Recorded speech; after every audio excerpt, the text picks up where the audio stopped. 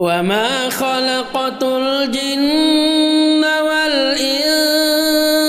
إلا ليعبدون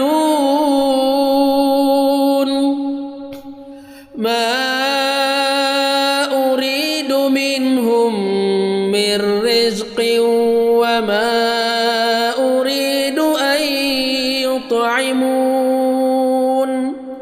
إن الله هو الرزاق ذو القوة المتين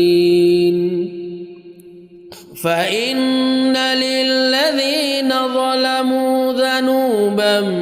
مثل ذنوب أصحابهم فلا يستعجلون فويل للذين كفروا من يومهم الذي يوعدون